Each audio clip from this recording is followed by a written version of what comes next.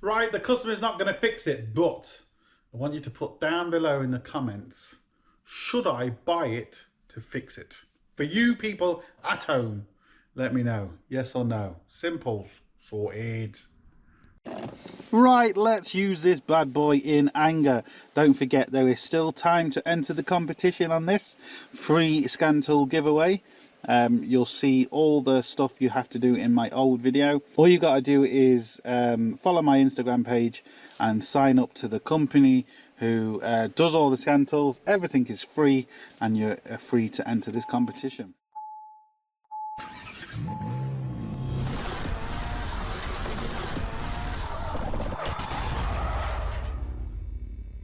Hello and welcome to another Budget and Leggit video. We have a 2011 Ford Mondeo 2-litre diesel that's done basically 200,000 miles, and we have a DPF issue. Now, I kind of think I know what's wrong with this, but this is the problem. I've said it before, where knowledge isn't power, because I think I know what's wrong with this, and then in my head I'm going straight to it.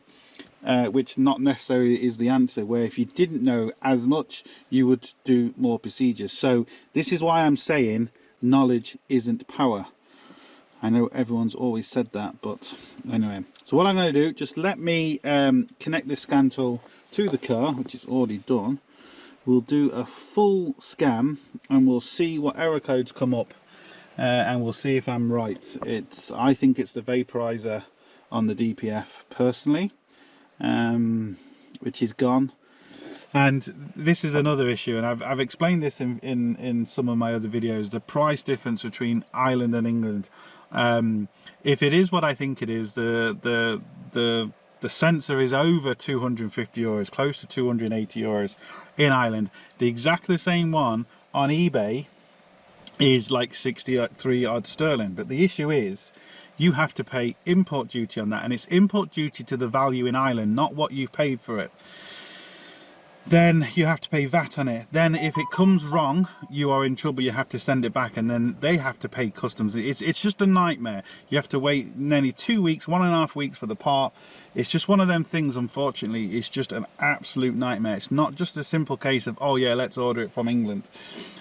Because like I said, they'll value it. If they value it at 300 euros, you're paying the import duty and the customs on 300 euros, not what you paid for it. If it gets damaged in shipment, you're in trouble. Like, it's all sorts of hassles.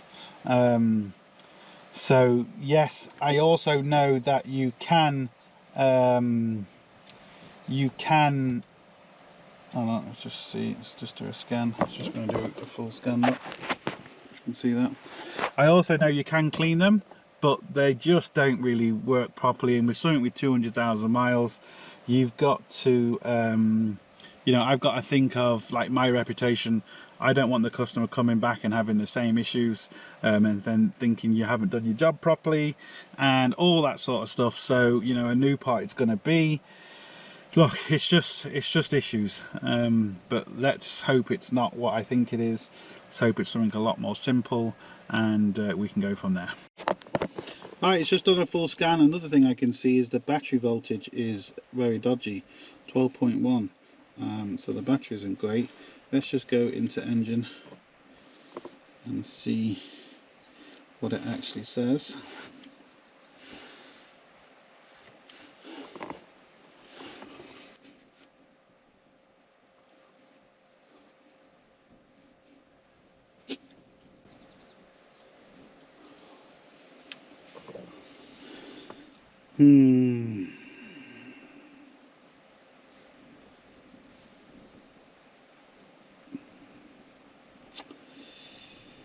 Yeah, I think it is, unfortunately.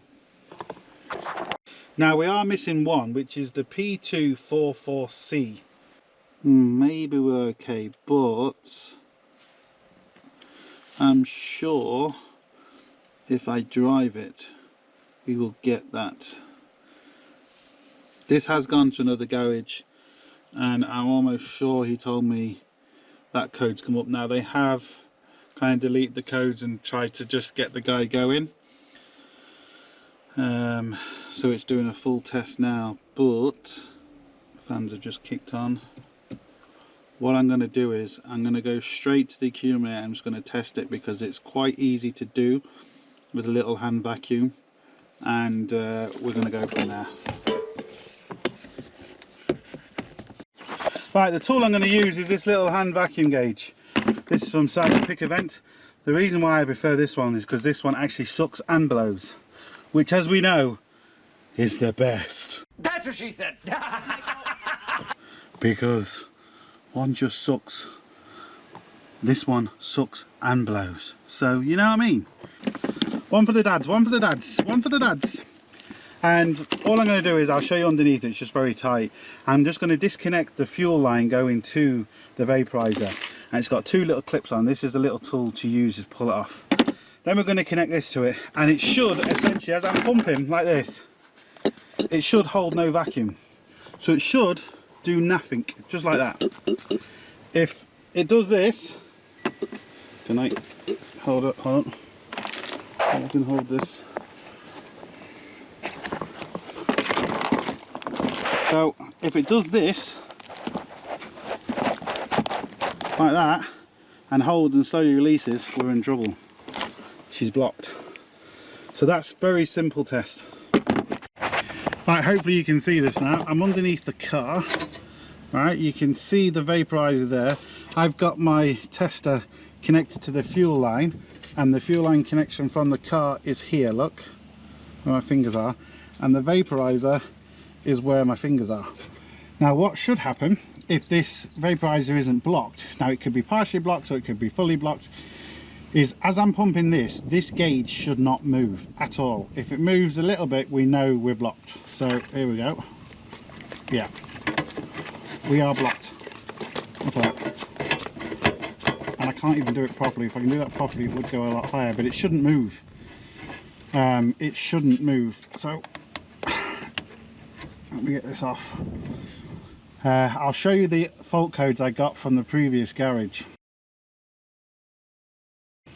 And like I said, they've cleared stuff and they've done stuff, so this hasn't gone through all of its procedures to maybe flag up that fault code again, but I'm sure that that is our issue here. So yeah, like I said, the price difference between England and Ireland is crazy, but it just is what it is. So let me put that back together.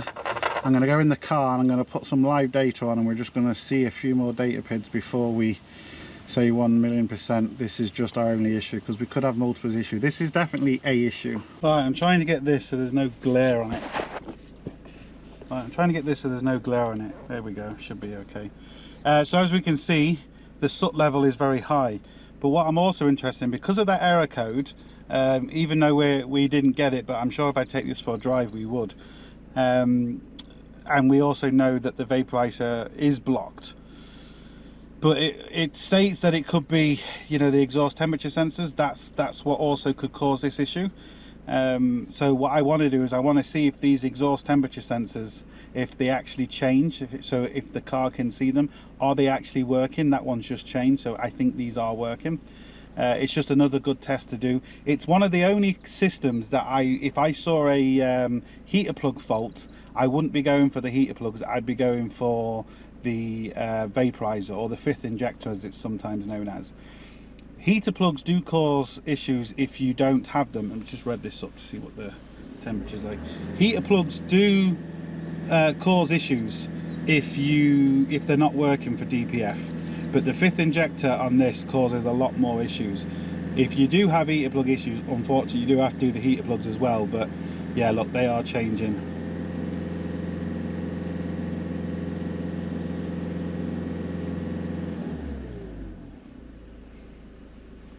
One kPa. It's not blocked, like majorly blocked anyway.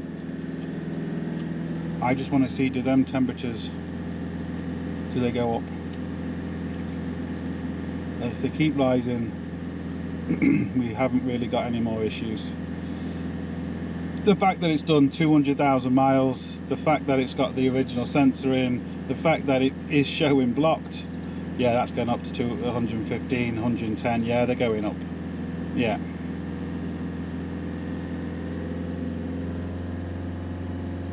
Yep, so they are reading. Look, they might not be reading properly.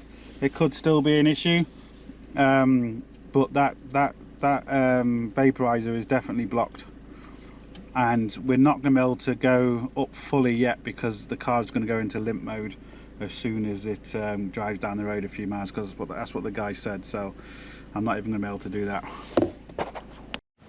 See, this is also why it's not good to wipe all the error codes. Lucky enough, I had it from the other garage, so you know, but they've wiped it and it hasn't come back yet. Because it's a quick and easy test on a system like that, I would always test the vaporizer just because it's quick and easy. But essentially what should happen is this. You see, that needle doesn't move. That's what should happen. That's a good vaporizer. So if he's doing this and we'll get a new one, I will show you. But essentially how you know, like I said, it won't move as you pump it. So you know your vaporizer is good. I just want to double check that the temperature is rising a little bit higher on this, and then if it is, I'm going to call it. Yep, they're rising. They've both got 5 volts, as you can see, so that's why it's always good if you've got data PIDs with 5 volts. And as you can see, this scan tool, it's on special offer at the minute, like I explained in my last video. For the price that it is and what this can do is phenomenal. And what I showed in the last video, which I really like about this, just let me just double check this before I show you, because if you haven't seen the other video, yeah, look, that's rising. I'm happy enough with that. It is definitely what we said. So this is what's really cool about this. Are you ready? The actual tablet is open source, so we've managed to put apps on here, even the Diag, the launch system. We've got the Diag one on here, and we've got the Pro version on here as well. So and yeah, it's just, that's what I really like about this. Go and check the other video out for the free competition to win this bad boy. Also, you can check the link out to buy this. It was originally, I think, like £1,200. It's now like 350. It is, you know, a bargain for what it can do. And considering if you've got another tablet like a launch system and you've broken the tablet, this would be a cheaper alternative to buy. Put your software on here, then you have this software plus your launch software on one tablet, a lot cheaper than buying a newer tablet. So that's the advantages of open source tablets. But stay tuned for the one that we are going to be releasing very soon. I can't talk about it like I said in the last video. Anyway, let's go and tell the customer the bad news. Right, the customer's not going to fix it, but I want you to put down below in the comments, should I buy it to fix it? For you people at home, let me know, yes or no. Simple, sorted.